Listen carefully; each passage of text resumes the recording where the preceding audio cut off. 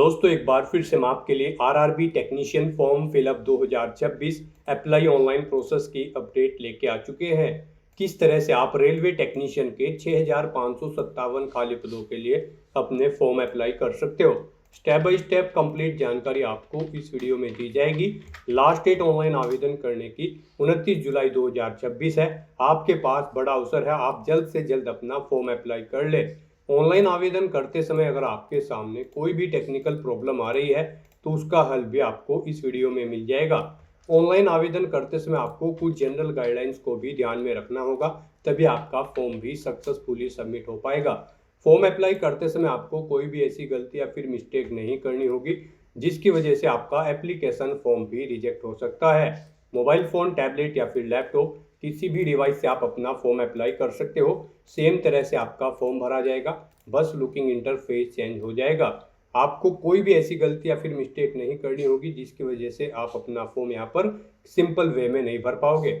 आवेदन करते समय आप किस प्रकार से अपना रजिस्ट्रेशन करोगे, कैसे पर्सनल डिटेल, क्वालिफिकेशन डिटेल आपको फिल करनी होगी, आधार verification, pan verification, digi locker verification आपको कैसे करना होगा, किस प्रकार से आप अपनी कॉन्टैक्ट डिटेल दोगे, पासवर्ड क्रिएट आप कैसे करोगे, कैसे आपको अपना लाइव फोटो कैप्चर करना होगा, डॉक्यूमेंट सिग्नेचर फोटोग्राफ कैसे और कितने केबी में आप अपलोड करोगे, पोस्ट और जोन प्रेफरेंस आप किस प्रकार से दोगे, किस तरह से फीस पेमेंट करते हुए रजिस्ट्रेशन से लेकर प्रिंट तक आप अपना फॉर्म अप्लाई करोगे।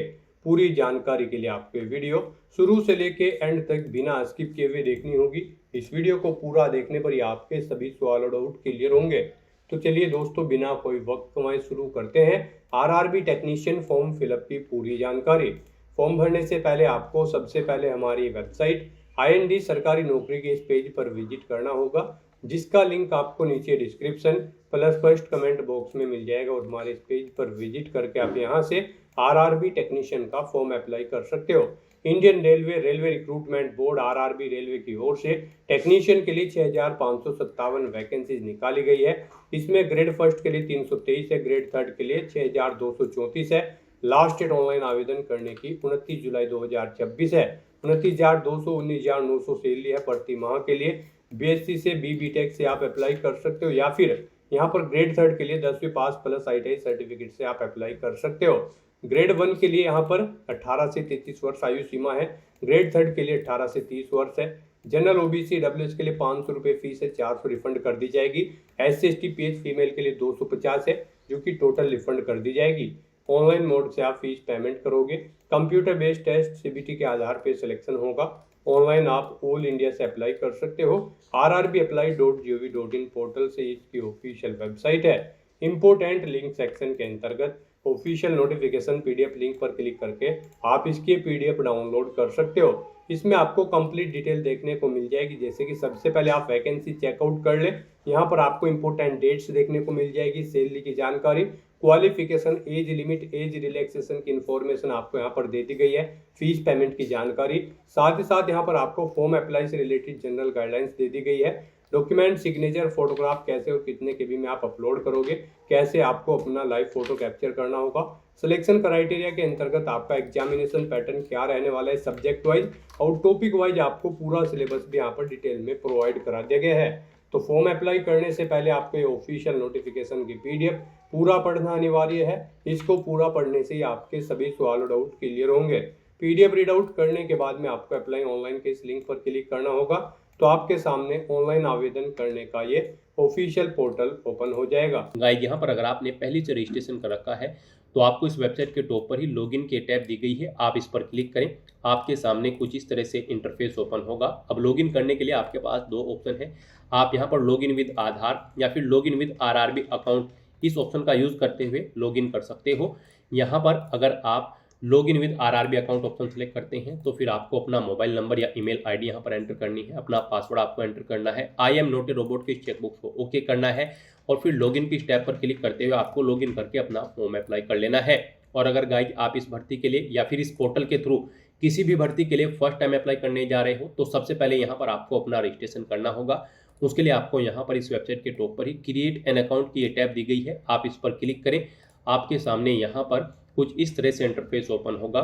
यहाँ पर अब आपसे कहा गया है अगर आपने 2024, 25 या फिर 26 में किसी भी भर्ती के लिए अप्लाई किया था और आपने अपना रजिस्ट्रेशन किया था तो यहाँ पर आपको रजिस्ट्रेशन करने की ज़रूरत नहीं है। आप लॉगिन करके अपना फॉर्म अप्लाई कर सकते हो। और अगर आप बिल्कुल न्यू हैं, आपने अभी तक इस पोर्टल के थ्रू किसी भी भर्ती के लिए अप्लाई नहीं किया है, तो फिर आपको अपना रजिस्ट्रेशन यहाँ पर करना होगा। तो यहाँ पर आप ओके करें और यहाँ पर अपनी बेसिक इन्फॉर्मेशन प्रोवाइड करते हुए आप अपना रजिस्ट्रेशन कर ले। सबसे पहले यहाँ पर आपको अपनी नेशनलिटी सेलेक्ट कर लेनी है। उसके बाद गाइज आपको यहाँ पर अपना फुल नेम एंटर करना है। अपनी 10वीं की मार्कशीट के अकॉर्डिंग यहाँ पर आपको अपना फुल नेम एंटर करना है, उसे रिटाइप करके कंफर्म कर लेना है। उसके बाद आपसे पूछा गया है कि क्या आपने कभी अपना नाम चेंज किया है, अगर किया है तो आप येस करेंगे। और फिर यहाँ पर जब आपकी डॉक्यूमेंट वेरीफाई होंगे उस समय आपको यहाँ पर अपने नेम चेंज का कोई जो गैजेटेड नोटिफिकेशन है वो शो करना होगा या फिर कोई रिलीवेंट लीगल डॉक्यूमेंट है वो आपको शो करना होगा। जब आपके डॉक्यूमेंट वेरीफाई होंगे तो यहाँ पर आप I understand and I agree के ऑप्शन पर क्लिक करेंगे। और अगर आपने कभी अपना नाम चेंज नहीं किया है तो आप सिंपली यहाँ पर नो ऑप्शन सेलेक्ट करेंगे। चेंज किया है तो आप येस करेंगे और फिर यहाँ पर चेंज नेम देंगे। चेंज नहीं किया है तो आप नो ऑप्शन सेलेक्ट कर लेंगे। उसके बाद यहाँ पर आपको अपनी डेट ऑफ बर्थ सेलेक्ट कर लेनी है। फिर आपको अपनी डेट ऑफ बर्थ यहाँ पर टाइप करनी है, रिटाइप DDMMYY फॉर्मेट में। उसके बाद आपको अपना जेंडर यहाँ पर सिलेक्ट करना है। अपना जेंडर एक बार फिर से आपको रीसिलेक्ट करना है। फिर यहाँ पर आपको अपने फादर का नाम एंटर करना है, उसे रिटाइप करना है। अपनी मदर का नाम एंटर करना है, उसे भी आपको रिटाइप कर देना है कंफर्मेशन के लिए। उसके बाद गाइज यहाँ पर आपको अपनी कॉन्टैक्ट डिटेल प्रोवाइड करनी है। यहाँ पर आपको अपना ईमेल एड्रेस एंटर करना है, मोबाइल नंबर एंटर करना है और फिर जनरेट ईमेल OTP और जनरेट मोबाइल OTP के ऑप्शन पर क्लिक करना है। फिर आपके ईमेल ID और मोबाइल नंबर पर OTP आएंगे। वो OTP आपको यहाँ पर एंटर करते हुए अपना मोबाइल नंबर और ईमेल ID वेरीफाई कर लेने हैं। उसके बाद यहाँ पर आपको अपना वेरिफिकेशन करना है। वेरिफिकेशन के लिए यहाँ पर आपके पास 3 ऑप्शन है। आप यहाँ पर डिजी लॉकर के थ्रू अपना वेरिफिकेशन कर सकते हैं या फिर गाइज यहाँ पर आप आधार कार्ड के थ्रू अपना वेरिफिकेशन कर सकते हैं या फिर आपके पास अगर आधार भी नहीं है तो उसके थ्रू भी आप यहाँ पर अपना वेरिफिकेशन कर सकते हैं अपने पैन नंबर की डिटेल प्रोवाइड कराते हुए। तो यहाँ पर हम आपको तीनों ऑप्शंस के बारे में बताएंगे वन बाय वन करके। तो यहाँ पर अगर आप ऑप्शन सेलेक्ट करते हैं वेरिफिकेशन थ्रू डिजी लॉकर तो आपको यहाँ पर वेरिफिकेशन थ्रू डिजी लॉकर के इस ऑप्शन पर क्लिक करना है। फिर यहाँ पर आपको आई कंफर्म के चेकबॉक्स को ओके करना है और उसके बाद गाइज आपको वेरीफाई के इस ऑप्शन पर क्लिक कर देना है। नेक्स्ट आपके सामने डिजी लॉकर का इंटरफेस ओपन हो जाएगा। यहाँ पर आने के बाद गाइज आपको अपना आधार नंबर एंटर करना है, ये कैप्चा कोड आपको यहाँ पर एंटर करना है और उसके बाद फिर आपको नेक्स्ट के इस ऑप्शन पर क्लिक कर देना है। फिर आपके रजिस्टर्ड मोबाइल नंबर पर जिससे आपका आधार अटैच है यानी कि लिंक है उस पर एक OTP आएगा। वो OTP आपको यहाँ पर एंटर करना है और फिर आपको दोबारा से कंटिन्यू के इस ऑप्शन पर क्लिक कर देना है। नेक्स्ट यहाँ पर आपको अपना 6 डिजिट का डिजी लॉकर का सिक्योरिटी पिन एंटर करना है और अगर आप भूल चुके हो तो यहाँ पर आप फॉरगेट सिक्योरिटी पिन के ऑप्शन पर क्लिक करें और अपना सिक्योरिटी पिन यहाँ पर गेट कर ले। गाइड यहाँ पर अगर आपने रजिस्ट्रेशन कर रखा है तो आपको यहाँ पर अपना 6 डिजिट का डिजी लॉकर का सिक्योरिटी पिन एंटर करना है और अगर आपने रजिस्ट्रेशन नहीं कर रखा है तो आपको डिजी लॉकर की वेबसाइट को ओपन कर लेना है और वहां पर अपना अकाउंट आपको रजिस्टर कर लेना है, अकाउंट क्रिएट कर लेना है। इस तरह से अपना पिन यहाँ पर एंटर करने के बाद फिर आपको कंटिन्यू के ऑप्शन पर ही क्लिक करना है। नेक्स्ट आपके सामने आपका डिजी लॉकर अकाउंट कुछ इस तरह से शो होगा। अब यहाँ पर आने के बाद गाइज आपको अलाउ के इस ऑप्शन पर क्लिक करना है। इस तरह से यहाँ पर आपका डिजी लॉकर अकाउंट के थ्रू आपका वेरिफिकेशन कंप्लीट हो जाएगा और आपको RRB के इसी इंटरफेस पर रिडायरेक्ट कर दिया जाएगा। नेक्स्ट ऑप्शन यहाँ पर वेरिफिकेशन का है आधार कार्ड के थ्रू। गाइज अगर यहाँ पर आप वेरिफिकेशन थ्रू आधार कार्ड ऑप्शन सेलेक्ट करते हैं तो फिर आपके सामने यहाँ पर कुछ इस तरह से इंटरफेस शो होगा। यहाँ पर आने के बाद आपको अपना आधार कार्ड नंबर एंटर करना है। उसके बाद आपको जनरेट आधार OTP के ऑप्शन पर क्लिक करना है। आपके मोबाइल नंबर पर जिससे आपका आधार लिंक है उस पर एक OTP आएगा 6 डिजिट का, वो OTP आपको यहाँ पर एंटर करना है और फिर आपको यहाँ पर वेरीफाई के इस ऑप्शन पर क्लिक करते हुए आपको अपना आधार वेरीफाई कर लेना है। यहाँ पर आपके लिए सबसे बेस्ट ऑप्शन आधार कार्ड का ही रहेगा क्योंकि यहाँ पर आगे भी आपको आपके आधार की जरूरत पड़ेगी एग्जाम टाइम के दौरान, वहां पर भी आपको अपना आधार कार्ड शो करना होगा। तो यहाँ पर हम आपको सजेस्ट करेंगे आप यहाँ पर अपना वेरिफिकेशन आधार के थ्रू कर लें। ये आपके लिए सबसे बेस्ट ऑप्शन है। RRB की भर्ती में यहाँ पर आधार मस्ट कर दिया गया है। तो यहाँ पर अब उसके बाद एक और ऑप्शन है, अगर आप करना चाहे तो यहाँ पर आपका थर्ड ऑप्शन है I do not have Aadhaar card. आपको इस ऑप्शन पर क्लिक करना है। उसके बाद गाइड आपके सामने कुछ ये पॉपअप शो होगा। यहाँ पर आपको दोबारा से I do not have Aadhaar card के ऑप्शन पर क्लिक करना है। उसके बाद यहाँ पर आपके सामने कुछ इस तरह से इंटरफेस शो होगा।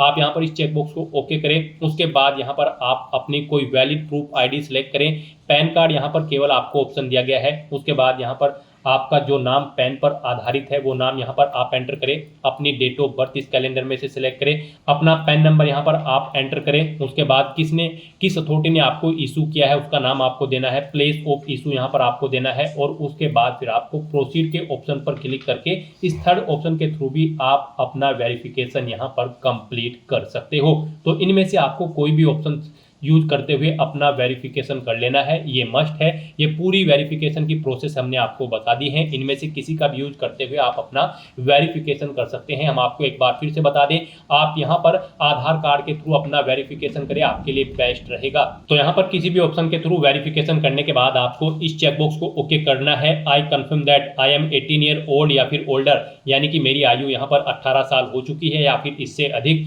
आपको इस चेकबॉक्स को ओके करना है। ये डिटेल आप यहाँ पर इस पर क्लिक करके सुन भी सकते हो। और फिर गाइस यहाँ पर आपको अपना पासवर्ड क्रिएट करना है। यहाँ पर आपका पासवर्ड अल्फा न्यूमेरिक फॉर्मेट में होना चाहिए। मींस आपके पासवर्ड में एक अपर केस कैरेक्टर, एक लोअर केस कैरेक्टर, एक इंटीजर नंबर और एक स्पेशल कैरेक्टर जैसे कि @ हैश या फिर डॉलर होना चाहिए। तो इस फॉर्मेट में आपको अपना पासवर्ड क्रिएट करना है। ये एग्जाम्पल हमने आपको दिखाया है।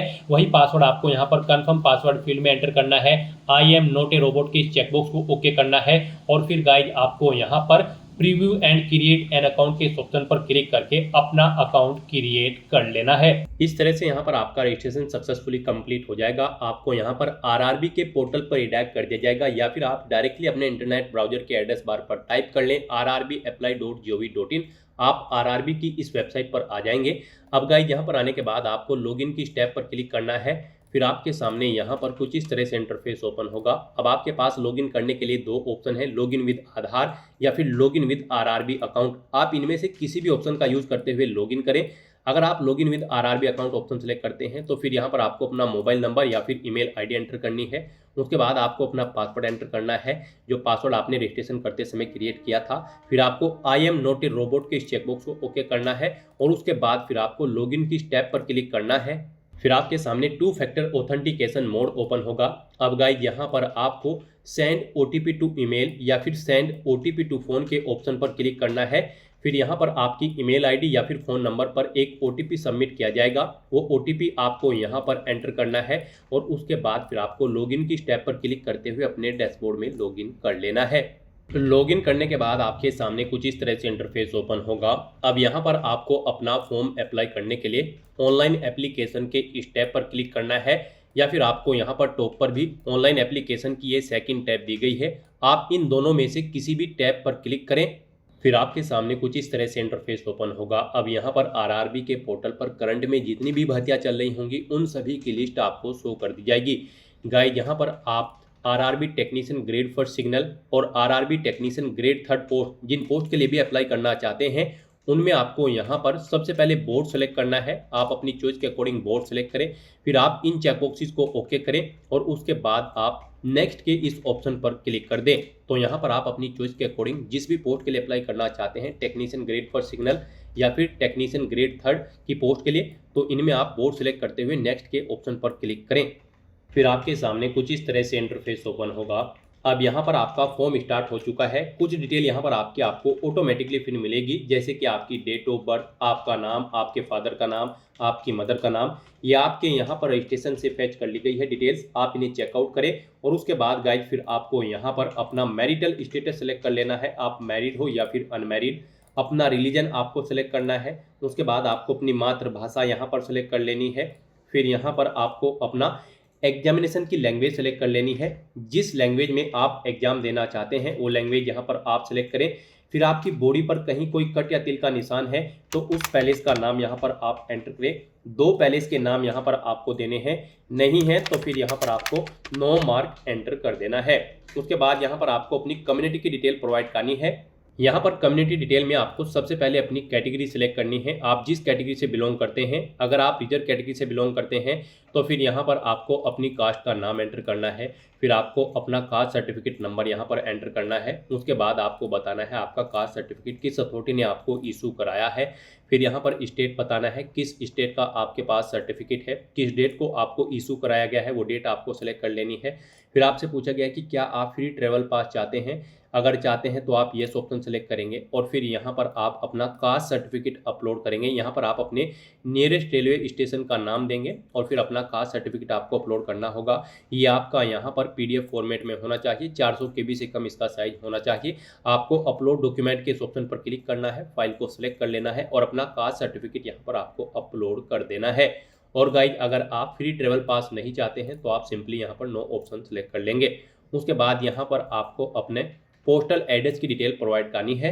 यहाँ पर आपको अपना प्रेजेंट एड्रेस एंटर करना है। यहाँ पर आप अपना प्रेजेंट एड्रेस एंटर करें। उसके बाद आपको अपना परमानेंट एड्रेस यहाँ पर एंटर करना है।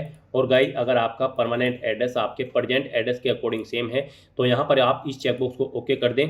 टिक if permanent address is same as present address, तो आप इस चेकबॉक्स को ओके कर दें। ऑटोमेटिकली आपका परमानेंट एड्रेस आपके प्रेजेंट एड्रेस के अकॉर्डिंग यहाँ पर फिल हो जाएगा। इस तरह से अपनी डिटेल प्रोवाइड करने के बाद फिर आपको सेव के इस ऑप्शन पर क्लिक करते हुए अपनी सभी डिटेल सेव कर देनी है और उसके बाद फिर आपको नेक्स्ट के इस ऑप्शन पर क्लिक करना है। फिर यहाँ पर आपको अपनी कुछ और डिटेल प्रोवाइड करनी है। यहाँ पर अब आपसे पूछा गया है कि क्या आप एक सर्विसमैन कैंडिडेट हैं। अगर हैं तो आप यस करें। आप बताएं आर्मी, नेवी, एयरफोर्स किस में कार्यरत थे। फिर आप अपनी रैंक एंटर करें, एंट्री डेट यहाँ पर सेलेक्ट करें और यहाँ पर फिलहाल भी आप करंट में कार्यरत हैं या फिर नहीं उसकी डिटेल आप दें। इस तरह से यहाँ पर आपको अपनी सर्विस की डिटेल देनी है। और अगर आप एक सर्विसमैन कैंडिडेट नहीं है तो आप सिंपली नो ऑप्शन सेलेक्ट करेंगे। फिर आपसे पूछा गया है कि क्या आप PWBD बेंचमार्क डिसेबिलिटी कैंडिडेट हैं। अगर हैं तो आप यस करेंगे और अपनी डिसेबिलिटी की कैटेगरी सेलेक्ट करेंगे, सब डिसेबिलिटी कैटेगरी सेलेक्ट करेंगे, अपनी डिसेबिलिटी की परसेंटेज देंगे, PWBD सर्टिफिकेट नंबर यहाँ पर आप देंगे, कब वो इशू हुआ है वो डेट आप सेलेक्ट करेंगे, UDID नंबर आप उसका देंगे। और अगर आप PWBD कैंडिडेट नहीं है तो आप सिंपली नो ऑप्शन सेलेक्ट करेंगे, फिर आपको डिटेल नहीं देनी होगी।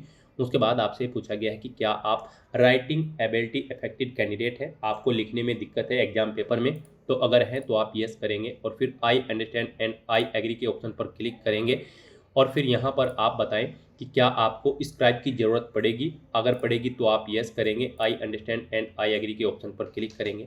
और फिर गाइज यहाँ पर अगर आपको यहाँ पर राइटिंग एबिलिटी अफेक्टेड कैंडिडेट आप नहीं हैं तो आप सिंपली नो ऑप्शन सेलेक्ट कर लेंगे, फिर आपको ये आगे की डिटेल नहीं देनी होगी।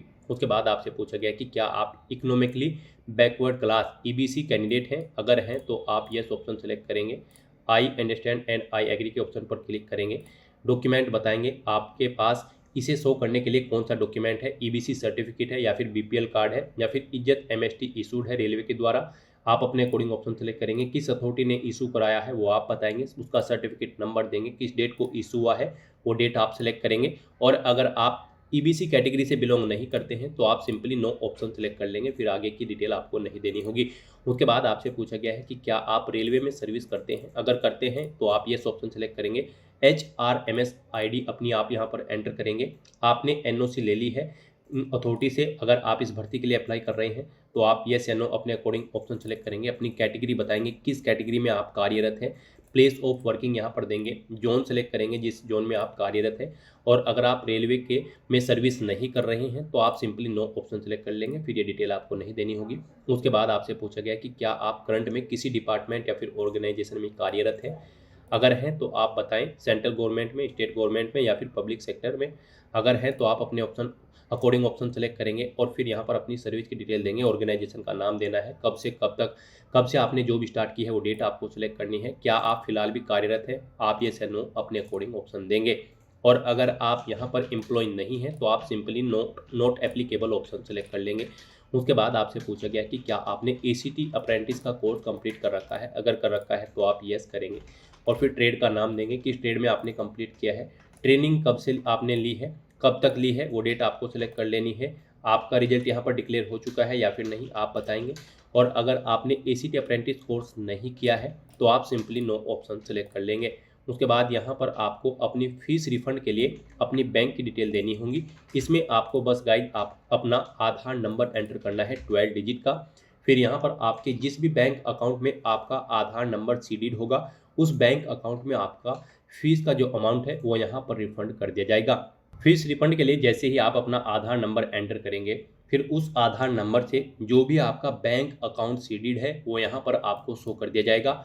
अगर आप इसे चेंज करना चाहते हैं, मान लिए आपके एक या एक से ज़्यादा अकाउंट है बैंक में, तो फिर आप चेंज अकाउंट डिटेल के ऑप्शन पर क्लिक करके इसे चेंज कर सकते हैं। इस तरह से अपने सभी डिटेल्स प्रोवाइड करने के बाद गाइज फिर आपको यहाँ पर सेव के इस ऑप्शन पर क्लिक करके अपनी सभी डिटेल सेव कर देनी है और उसके बाद फिर आपको नेक्स्ट के इस ऑप्शन पर क्लिक करना है। फिर यहाँ पर आपको अपनी एजुकेशनल क्वालिफिकेशन की डिटेल प्रोवाइड करनी है। गाइड यहाँ पर टेक्नीशियन ग्रेड फर्स्ट सिग्नल की पोस्ट पर अप्लाई करने के लिए आपके पास बैचलर डिग्री होनी चाहिए, फिजिक्स या फिर इलेक्ट्रॉनिक्स या फिर कंप्यूटर साइंस या फिर इंफॉर्मेशन टेक्नोलॉजी या फिर इंस्ट्रूमेंटेशन डिसिप्लिन के अंतर्गत, या फिर आपके पास बीएससी की डिग्री होनी चाहिए इन डिसिप्लिन के अंतर्गत, या फिर आपके पास बीटेक की डिग्री, या फिर 3 साल का इंजीनियरिंग पॉलिटेक्निक डिप्लोमा होना चाहिए इन डिसिप्लिन के अंतर्गत। अगर आप टेक्नीशियन ग्रेड फर्स्ट सिग्नल की पोस्ट के लिए अप्लाई कर रहे हैं और अगर आप टेक्नीशियन ग्रेड थर्ड की पोस्ट के लिए अप्लाई कर रहे हैं तो फिर आपका केवल 10वीं क्लास पास आउट होना जरूरी है और साथ ही साथ आपके पास आईटीआई का सर्टिफिकेट होना चाहिए किसी रिलीवेंट ट्रेड के अंतर्गत। तो यहाँ पर अब आपको अपने अकॉर्डिंग अपनी क्वालिफिकेशन की डिटेल देनी है। गाइस यहाँ पर अगर आपने इस पोर्टल के थ्रू पहले भी किसी भर्ती के लिए फॉर्म अप्लाई किया होगा तो यहाँ पर आपको आपकी 10वीं क्लास की डिटेल ऑटोमेटिकली फिर मिलेगी। इसमें अगर आप कुछ एडिट करना चाहते हैं तो यहाँ पर पेंसिल के इस ऑप्शन पर क्लिक करके आप एडिट कर सकते हैं।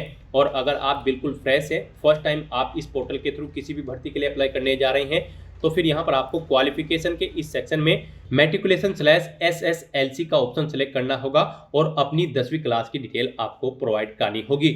यहाँ पर अपनी 10वीं क्लास की डिटेल के लिए आपको सबसे पहले अपना स्टेट सेलेक्ट करना है, फिर आपको अपना डिस्ट्रिक्ट सेलेक्ट कर लेना है, बोर्ड का नाम एंटर करना है जिस बोर्ड से आपने अपनी 10वीं क्लास पास आउट की है, पासिंग डेट आपको सेलेक्ट कर लेनी है, आपने किस ईयर में किस डेट को अपनी 10वीं क्लास पास आउट की है, अपना 10वीं का रोल नंबर यहाँ पर आपको एंटर करना है और यहाँ पर फिर आपको अपनी 10वीं क्लास का सर्टिफिकेट का सीरियल नंबर भी एंटर कर देना है। इस तरह से यहाँ पर आपको अपनी 10वीं क्लास की डिटेल प्रोवाइड करनी है और फिर आपको अपडेट के इस ऑप्शन पर क्लिक करते हुए या फिर ऐड के ऑप्शन पर क्लिक करते हुए अपनी 10वीं क्लास की डिटेल ऐड या अपडेट कर देनी है। इस तरह से यहाँ पर आपकी 10वीं क्लास की डिटेल सक्सेसफुली ऐड हो जाएगी। उसके बाद गाइज अगर आपने यहाँ पर अपनी 12वीं क्लास पास आउट कर रखी है तो फिर आप अपनी 12वीं क्लास की डिटेल भी सेम ऐसे ही यहाँ पर प्रोवाइड कर सकते हैं। आप 10+2 के ऑप्शन पर क्लिक करें और फिर यहाँ पर आप अपनी डिसिप्लिन बताएं जिसमें आपने अपनी 12वीं क्लास पास आउट की है, अपना स्टेट सेलेक्ट करें, डिस्ट्रिक्ट सेलेक्ट करें। स्टेट के अकॉर्डिंग यहाँ पर आपको आपका डिस्ट्रिक्ट शो कर दिया जाएगा जहाँ से आपने अपनी 12वीं क्लास पास आउट की है, वो स्टेट और डिस्ट्रिक्ट सेलेक्ट करें। बोर्ड का नाम बताएं जिस बोर्ड से आपने अपनी 12वीं क्लास पास आउट की है, किस डेट को पास आउट की है वो डेट आप यहाँ पर सेलेक्ट कर लें। इस तरह से अपने डिटेल प्रोवाइड करने के बाद फिर आपको ऐड के इस ऑप्शन पर क्लिक करते हुए अपनी 12वीं क्लास की डिटेल भी ऐड कर देनी है अगर आपने 12वीं क्लास पास आउट कर रखी है। और गाइस यहाँ पर जैसे कि आप जानते हैं टेक्नीशियन ग्रेड थर्ड की पोस्ट पर अगर आप अप्लाई कर रहे हैं तो आपको अपनी आईटीआई की डिटेल भी प्रोवाइड करनी होगी। तो यहाँ पर आप आईटीआई का ऑप्शन सेलेक्ट करें और यहाँ पर आप अपनी आईटीआई की डिटेल प्रोवाइड कराएं। ये डिटेल यहाँ पर आपके लिए मस्ट होगी। अगर आप टेक्नीशियन ग्रेड थर्ड की पोस्ट के लिए अप्लाई कर रहे हैं आपको अपनी आईटीआई की डिटेल भी देनी होगी। यहाँ पर आपको डिसिप्लिन बतानी है, किस डिसिप्लिन में आपने अपनी आईटीआई कंप्लीट की है, किस स्टेट से आपने कंप्लीट की है वो स्टेट सेलेक्ट करें। फिर आप यहाँ पर अपना डिस्ट्रिक्ट सेलेक्ट करें, उसके बाद इंस्टीट्यूट का नाम दें जिससे आपने अपनी आईटीआई कंप्लीट की है। पासिंग डेट यहाँ पर आप सेलेक्ट करें। सर्टिफिकेट आपको किसने इशू कराया है, एनसीवीटी या फिर एससीवीटी, आप अपने अकॉर्डिंग ऑप्शन सेलेक्ट करें। सर्टिफिकेट का टाइप बताएं, वो नेशनल ट्रेड सर्टिफिकेट है या फिर स्टेट ट्रेड सर्टिफिकेट है, आप अपने अकॉर्डिंग ऑप्शन सेलेक्ट कर ले। इस तरह से यहाँ पर अपनी आईटीआई की डिटेल प्रोवाइड करने के बाद फिर आपको यहाँ पर ऐड के इस ऑप्शन पर क्लिक करते हुए अपनी आईटीआई की डिटेल भी ऐड कर देनी है। तो इस तरह से 1 बाय 1 करके आपको यहाँ पर अपनी सभी क्वालिफिकेशन ऐड कर देनी है, जो जो क्वालिफिकेशन आपके पास है और जो पोस्ट के लिए रिक्वायर्ड है। और उसके बाद फिर गाइस आपको यहाँ पर नेक्स्ट के इस टैब पर क्लिक करना है।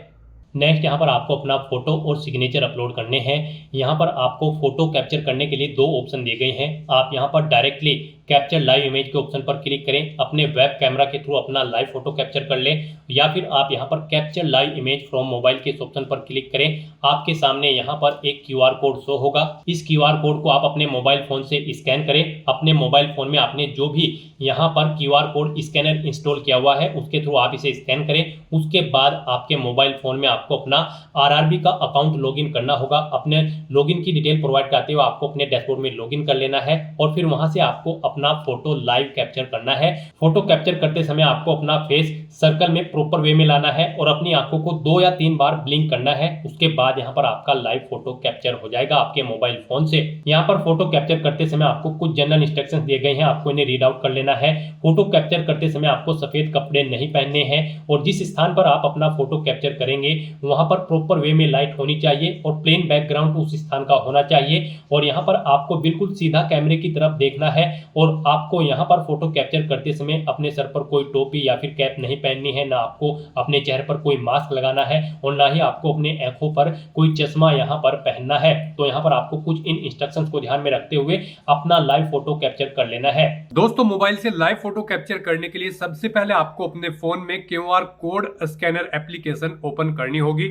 उसके बाद में आपको ये बार कोड यहाँ पर स्कैन कर लेना होगा। उसके बाद में आपको इस लिंक पर क्लिक करना होगा। उसके बाद यहाँ पर आने के बाद में आपको RRB अकाउंट के अंतर्गत अपने डैशबोर्ड में लॉगिन करना होगा। लॉगिन करने के लिए आप आधार से लॉगिन कर सकते हो या फिर RRB अकाउंट के थ्रू लॉगिन कर सकते हो। जैसे कि हम आपको RRB अकाउंट के थ्रू लॉगिन करके दिखा रहे हैं। सबसे पहले आपको यहाँ पर अपना ईमेल एड्रेस एंटर करना होगा, पासवर्ड आपको एंटर करना होगा और इस चेक बॉक्स को ओके करना होगा और यहाँ पर लॉगिन की स्टेप पर क्लिक करके अपने डैशबोर्ड में लॉगिन कर लेना होगा। लॉगिन करने के लिए आपको ईमेल आईडी या फिर मोबाइल फोन पर एक OTP सेंड करना होगा। उसके लिए आपको यहाँ पर इस लिंक पर क्लिक करना होगा।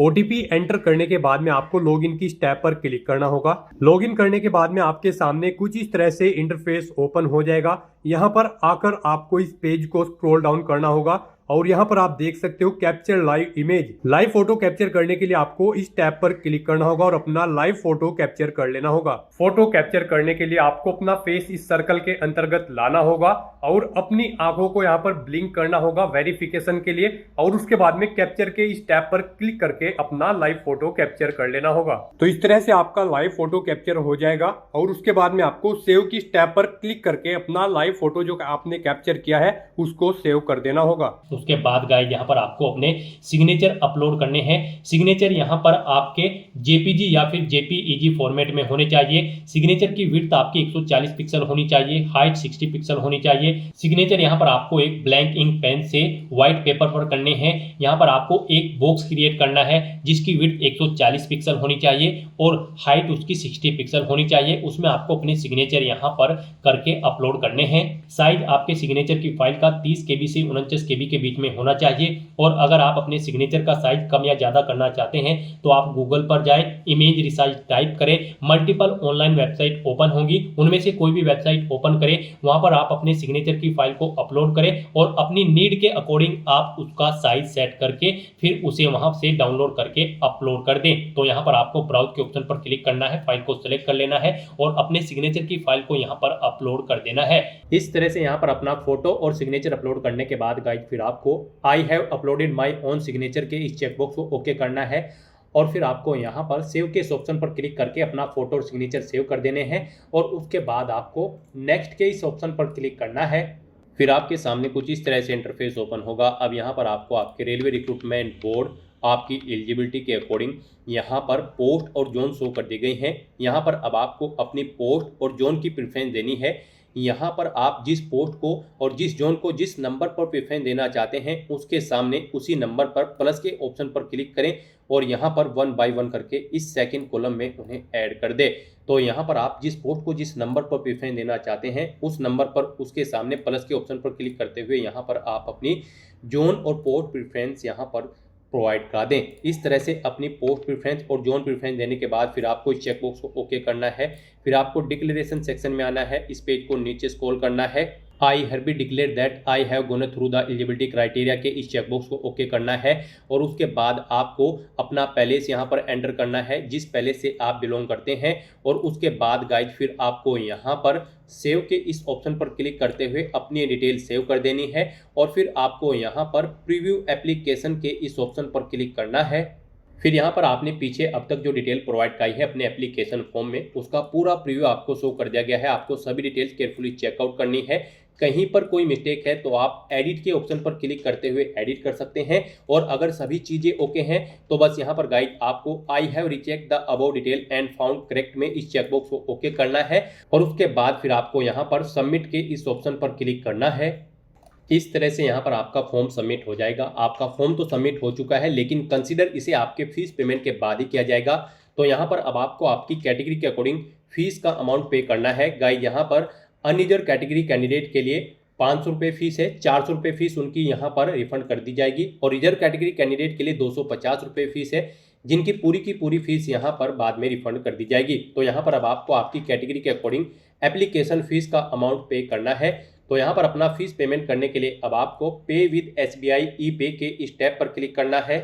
फिर आपके सामने ये पॉपअप शो होगा। अब इसमें आपको इस चेकबॉक्स को ओके करना है आई एग्री के, और उसके बाद आपको प्रोसीड के इस ऑप्शन पर क्लिक करना है।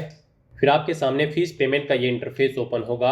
अब यहाँ पर आप debit card, credit card, net banking या फिर UPI के माध्यम से अपना फीस पेमेंट कर सकते हो। UPI यहाँ पर आपके लिए सबसे बेस्ट और इजी ऑप्शन रहेगा। तो आप UPI के इस ऑप्शन पर क्लिक करें, उसके बाद आप यहाँ पर UPI QR के इस ऑप्शन पर क्लिक करें, और फिर गाइड पे नाउ के इस ऑप्शन पर क्लिक कर दें। फिर आपके सामने ये QR कोड शो होगा। आप इसे अपने UPI से स्कैन करें और अपना फीस पेमेंट कर दें।